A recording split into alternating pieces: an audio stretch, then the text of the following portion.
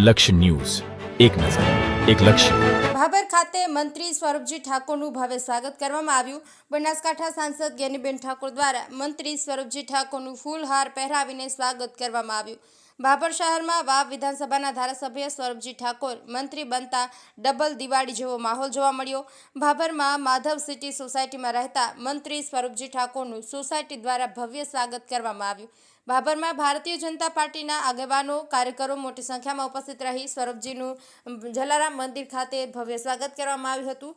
ગતરોજ ભાભર નગરમાં મંત્રી સ્વરૂપજી ઠાકોરનું આગમન થતાં સમગ્ર વિસ્તારમાં આનંદની લહેર જોવા મળી હતી.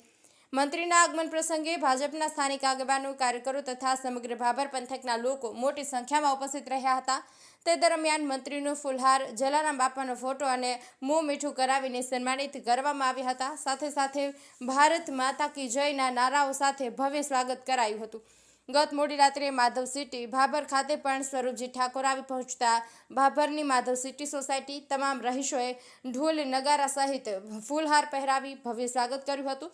સાથે માધવ સિટી સોસાયટીમાં આવેલા ગોગા મહારાજના મંદિરે મંત્રી સ્વરૂપજી ઠાકોરે શીશ ઝુકાવીને ગોગા મહારાજના આશીર્વાદ અને દર્શન કર્યા હતા. ત્યારબાદ બનાસકાંઠા સાંસદ જ્ઞાનીબેન ઠાકોરે પણ સોસાયટીમાં રહેતા હોય ત્યારે એમને પણ સ્વરૂપજી ઠાકોરને ફૂલહાર પહેરાવી મોં મીઠું કરાવીને શુભેચ્છાઓ પાઠવી. સાથે ઉત્તરોત્તર પ્રગતિ કરે તેવી ખૂબ ખૂબ મોટું નામ કમાય અને લોકોની સેવા કરો એવા આશીર્વાદ પ્રાપ્ત આપ્યા હતા. લોકજન સાથે સંવાદ કરતા તેમણે જણાવ્યું કે લોકોની સમસ્યાઓના નિરાકરણ માટે રાજ્ય સરકાર સંકલ્પબદ્ધ છે અને તંત્રને પણ લોકોની સેવા માટે સજાગ રહેવાનું સૂચન આપવામાં આવ્યું છે. કાર્યક્રમમાં ઉપસ્થિત રહેલા સ્થાનિક આગેવાનો દ્વારા ભાભર વિસ્તારની વિવિધ વિકાસ યોજનાઓ અંગે મંત્રીને માહિતગાર કરવામાં આવ્યા હતા. લોકોએ મંત્રીના માર્ગદર્શન માટે હર્ષ વ્યક્ત કર્યો હતો અને ભાભર વિસ્તારના સર્વાંગી વિકાસ માટે શુભેચ્છાઓ પાઠવી હતી. ગોપાલ કે પૂજારા, ભાભર, બનાસકાંઠા.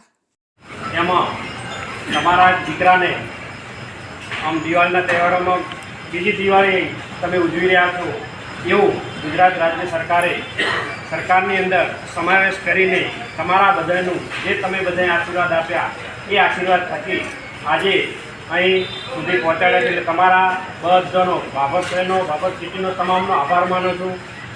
જેમથી પણ આપણા એમપી હાજર છે, એ જ પણ સોસાયટીના છે, એ જ પણ પરિવારના છે. એટલે માધવ સિટી આમ તો ખૂબ જ નસીબદાર કહેવાય કે તમને એમપી અને મંત્રી બંને મળ્યા. એટલે તમને તમારા પ્રેમ અને તમારા લાગણીથી આ બધું શક્ય બન્યું છે. એટલે તમારો કાયમી ઋણી રહીશ. અને તમે બધાએ આજે ઉમળકાભેર સ્વાગત કર્યું અને તમે બધાએ આવકાર આપ્યો એ બદલ તમારા બધાનો ખૂબ ખૂબ આભાર. અસ્તુ. ભારત માતા કી જય. આજે માધવ સિટી સોસાયટીમાં આપણા રાજ્ય કક્ષાના મંત્રી બન્યા પછી પહેલી વખત અહીંયા પોતાનું રેસિડેન્ટ હોવાથી આજે આપણે સૌએ એમનું સન્માન કર્યું. મંત્રીશ્રી, સોસાયટીના પ્રમુખશ્રી ભાઈ રણછોડભાઈ છે, અમરુજી છે, પીરાભાઈ, ભાઈ પ્રવીણભાઈ, આપ સોસાયટીના સૌ વડીલો, યુવાન ભાઈઓ અને બહેનો, મંત્રી સાહેબે કીધું એ પ્રમાણે માધવ સિટી ખૂબ નસીબદાર છે કે રાજકીય ઉદય એ અહીંથી હું માનું ત્યાં સુધી બધાનો જ જે ધંધામાં જે ક્ષેત્રમાં છે એમાં ઉત્તરોત્તર પ્રગતિ છે. ધંધો હોય તો ધંધામાં, રાજકીય હોય તો રાજકીય. માધવ સિટીના તમામ પરિવાર એક હળે મળીને ભાઈચારાની ભાવનાથી રહે છે. મને કનુભાઈને એમણે કીધું કે બેન આવે છે મંત્રીશ્રી, એટલે હું હમણાં જ ત્યાં રાજકોટથી આવીને ત્યાં ગેટ ઉપર બધી સોસાયટીના નાતે સ્વાગત કર્યું. મેં કીધું સોસાયટીના નાતે તો છે પણ નિખાલસ વ્યક્તિ હોય ને એને ભગવાન મદદ કરે. એટલે મારો આભાર માનવો હતો કે છવ્વીસમાંથી એક સીટ મેયર લોકસભા ખાલી કરી આવી. સીટા ખાલી કરી આવી શક્ય નથી કે ધારાસભ્ય વગર મંત્રી પદ શક્ય નથી. પણ આ બધું નસીબમાં લખાયેલું, કોઈને કોઈ નિમિત્ત બનતું હોય છે. બાકી આટલા ટૂંકા ગાળાની અંદર પેટા ચૂંટણી જીતવી, ટિકિટ મળવી અને એમાં પણ રાજ્ય કક્ષાના મંત્રી તરીકે પહેલા ક્રમમાં ચૂંટાવવું, એટલે આ બધું પર બહુનું લખેલું હોય એ રાજકીય રીતે જેનો રાજ્યયોગ લખાયેલો હોય એ પ્રમાણે. બાકી ગમે એટલી મહેનત કરો પણ ક્યાંક રાજ્યયોગ લખેલા હોય, ક્યાંક આપણા કર્મને આધીન કોઈ પણ વસ્તુ આપણને જે મળે એ આપણા કર્મને આધીન મળે છે. આપણે કોઈના માટે નિખાલસ રહીએ તો ભગવાન આપણા માટે નિખાલસ હોય. એમ રાજકીય રીતે પણ એમને જે કામ કરવા માટેની સિસ્ટમ આ છે, બધાનો સહકાર, સોસાયટીનો કાયમી વિકાસ થાય, તમારો બધાનો પ્રેમ સહકાર મળતો રહે. અને ચૂંટણી પત્યા પછી કોઈ પક્ષના કોઈ વ્યક્તિ નથી હોતો, એ પ્રજાનો હોય છે. પછી ધારાસભ્ય હોય, સંસદ સભ્ય હોય કે મંત્રી હોય, એ ન્યાયના હિતમાં હંમેશા પ્રજાના માટે કામ કરવા માટે એમની પોતાની જવાબદારી હોય છે. અમે બધા જ જવાબદારી જેના સિરેથી આવી છે એ કાયમી ભૂતકાળમાં નિભાવી છે, વર્તમાનમાં પણ નિભાવીશું અને ભવિષ્યમાં પણ આ જે ભાઈચારાની ભાવના આપણને સૌને પરિવારની આપણી કાયમી જે અકબંધ રહી છે એવી ભાવના રહે. આ ધનતેરસ છે, બધાને ત્યાં ધનની કૃપા થાય, મા લક્ષ્મીની કૃપા થાય અને દિવાળીની પણ આપ સૌને ખૂબ ખૂબ શુભેચ્છા.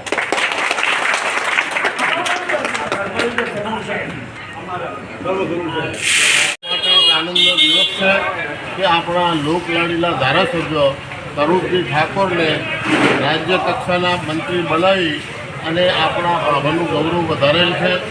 આપણે સૌ પ્રથમ જોઈએ તો શંકરભાઈ જ્યારે અહીં ધારાસભ્ય બને ત્યારે પણ પાછળના 2 વર્ષમાં મંત્રી બનેલા. એ જ રીતે સ્વરૂપજીને પણ મંત્રી બનાવતા આપણે પાભર શહેર અને આજુબાજુનો વિકાસ જે કંઈ ઉભાઈ રહેલો છે એ હવે આપણને એક આ મજબૂત આપણા દાવે નેતા મળે અને મંત્રી તરીકે હશે તો આપણે આપણા વિકાસના કામો આગળ ધપાવીશું અને જે કંઈ સમસ્યાઓ હશે એ પણ દૂર થશે એવી નગરજનોને પૂરેપૂરી આશા. ભારતીય જનતા પાર્ટીનું આ વિધાનસભામાં પ્રતિનિધિત્વ નહોતું અને પાછલી જ્યારે પેટા ચૂંટણી યોજાઈ એની અંદર ભારતીય જનતા પાર્ટીનો ભવ્ય વિજય થયો હતો અને સ્વરૂપજી ઠાકોર આપણા ધારાસભ્ય તરીકે ચૂંટાઈ આવ્યા હતા. અને પાછલી જ્યારે અત્યારે મંત્રીમંડળનું વિસ્તરણ થયું ત્યારે શીર્ષ નેતૃત્વએ સ્વરૂપજી ઠાકોરને મંત્રી તરીકેની જવાબદારી આપી અને આપણા વિસ્તારનું ખૂબ ગૌરવ વધાર્યું છે. અમને પણ આશા છે કે સ્વરૂપજી ઠાકોર ખૂબ સારું કામ કરી ગુજરાત સરકારમાં મંત્રી તરીકે સમગ્ર રાજ્યની તો સેવા કરશે જ પણ ગામ વિધાનસભાનો પણ ખૂબ જ વિકાસ કરશે એવી આશા છે. અત્યારે જ્યારે મંત્રી બન્યા પછી પ્રથમવાર જ જ્યારે ભાભર શહેરમાં આવ્યા ત્યારે કાર્યકરો દ્વારા ખૂબ જ ઉષ્માભર્યું એમનું સ્વાગત કરવા આવ્યા અને કાર્યકરોમાં ખૂબ જ ઉત્સાહ જોવા મળે છે. ઓકે. આજે આપણા વિસ્તારના લોકપ્રિય ધારાસભ્ય શ્રી સ્વરૂપજી ઠાકોર કે જેઓને ગુજરાત સરકારમાં મંત્રીપદનું સ્થાન મળ્યું છે એના કારણે જલારામ મંદિરની અંદર એમનો ભવ્ય સત્કાર સમારંભ રાખ્યો હતો અને આપણી વાવ વિધાનસભામાં મંત્રીપદ મળતા બાબર તાલુકાનો વિકાસ વધશે એવી સર્વે નગરજનોને આશા છે. સરકારે પણ આપણા વિસ્તારની કદર કરી આપણને મંત્રીપદ આપ્યું છે. સરકારનો પણ આપણે ખૂબ ખૂબ આભાર વ્યક્ત કરીએ છીએ અને આશા રાખીએ સ્વરૂપજી એમને જે સોંપેલી જવાબદારી એમાં સફળ થાય અને બાબરનો વિકાસ અવિરત વધે એવી શુભકામના. ઓકે. આજે દિવાળીના તહેવારની અંદર જ્યારે મંત્રીમંડળ બની રહ્યું સરકાર બની રહી એની નેતૃત્વમાં કામ કરવા માટે અમને પણ એમાં સમાવેશ કર્યો એટલે નેતૃત્વનો હું ખૂબ આભાર માનું છું. અદ્વિતીય આભાર આ વિસ્તારના લોકોએ જ્યારે મને પ્રેમ કર્યો હોય, જ્યારે મને આશીર્વાદ આપ્યા હોય એ આશીર્વાદ થકી એમાંય બાબર સિટીને બાબર શહેરે ખૂબ જ આશીર્વાદ આપ્યા છે તેમનો ખૂબ ઋણી છું. અને આ જે પણ કાંઈ છું એ આ વિસ્તારના લોકો વતી છું. લોકોએ ખૂબ પ્રેમ આપ્યો છે, લોકોએ ખૂબ અપાર પ્રેમ આપવાથી આજે સરકારે નજર કરીને સરકારની અંદર મંત્રી તરીકે અને સરકારમાં અને સમાવેશ કર્યો છે એ બદલ સરકારનો પણ આભાર માનું છું અને અહીંના જનતાનો પણ આભાર માનું છું.